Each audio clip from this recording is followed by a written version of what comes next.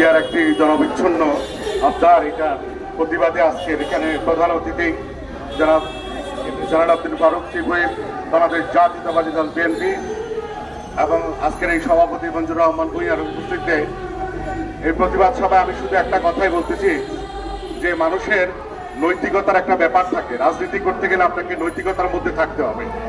আমরা এতদিন পর্যন্ত নিজেদের অবস্থানটা কোথায় সেটাই খুঁজে পাই না, আর এখন যখন দেশটা কোনো মধ্যে একটা জায়গায় এসছে তখন আমরা পিআর শুরু করেছি। এই পিআর এর মাধ্যমে আমরা এই দেশ থেকে কিন্তু আওয়ামী লীগ এখনো যায়নি। আওয়ামী লীগের যত সংখ্যা আছে সেই সংখ্যার মধ্যে বৃহৎ অংশে এখানে আছে। তো এই পিআর পদ্ধতিটাকে উপস্থাপন করে আওয়ামী লীগকে আবার পুনর্বাসন করার যে পদ্ধতি, যে প্রক্রিয়া আপনারা শুরু করেছেন, লজ্জা লাগে আপনাদের দিকে। আমরা মনে করতাম আপনারা একটা সামাজিক দল, আপনারা এখন ধর্মীয় ভিত্তিক দল, আপনাদের নৈতিকতা এখন যে পর্যায়ে গেছে।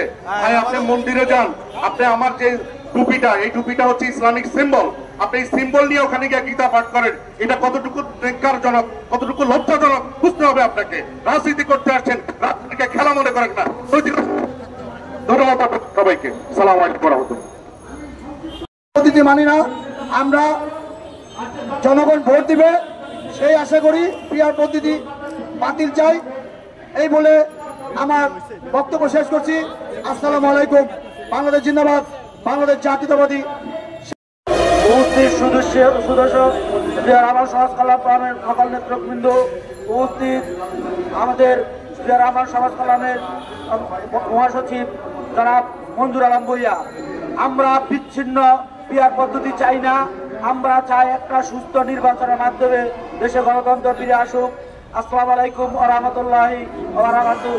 বাংলাদেশের জিন্দাবাদের জন্য অনুরোধ করছি, গত 15 থেকে 17 বছর আমাদেরকে যারা যিনি এই প্রেস ক্লাবে খুনি স্বৈরাচার শেখ হাসিনার রক্তচক্ষু উপেক্ষা করে প্রোগ্রাম করার বিপক্ষভাবে সহযোগিতা করেছেন, আন্দোলন সংগ্রামের রাজপথের অন্যতম নেতা জনাব ইসমাইল হোসেন সিয়াজি, সাবেক সদস্য। অগণিত মানুষের প্রাণ, লক্ষ লক্ষ মানুষের রক্ত, হাজার হাজার মা বোনের ইজ্জতের বুনন করা ফসলের জের হিসেবে পালিয়ে ভারতে আশ্রয় নিয়েছে। আমরা বাংলাদেশ জাতীয়বাদী শক্তির পক্ষ থেকে চেয়েছি একটি সুন্দর গণতন্ত্রকামী নির্বাচন, যে নির্বাচনে বাংলার 18 কোটি মানুষের ভোটের অধিকারের মাধ্যমে সরকার প্রতিষ্ঠিত হবে। কিন্তু আজ দুঃখের বিষয়, একটি চক্র দিশেহারা হয়ে গেছে। যখন মাঠে ময়দানে তাদের ভোট দিয়ে তারা ক্ষমতা আসতে পারবে না, তারা নতুন চক্রান্ত শুরু করে একটি পদ্ধতি সবার সামনে উপস্থাপন করছে। আজকে আমি বলতে চাই, তাল বাহানা করে চলবে না। মানুষ মানুষের অধিকার প্রতিষ্ঠা করতে চায়। বাংলাদেশ জাতীয়বাদী শক্তি মানুষকে অধিকার আন্দোলনের মাধ্যমে, ভোট অধিকারের মাধ্যমে ফিরিয়ে দিতে চায়। আমরা সবাই একাত্মভাবে আমরা এই ভোটের অধিকার পূর্ণ প্রতিষ্ঠিত করে এই গণতন্ত্রকে পূর্ণ প্রতিষ্ঠা করব, মানুষের অধিকার পূর্ণ প্রতিষ্ঠা করব, ভোটবাদের অধিকার নিশ্চিত করব।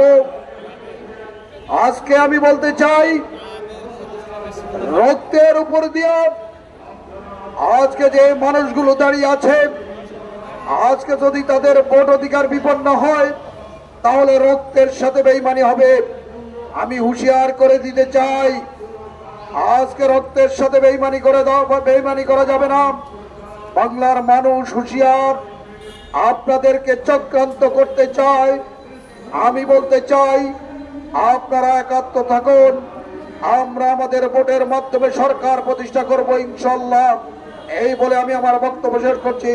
বাংলা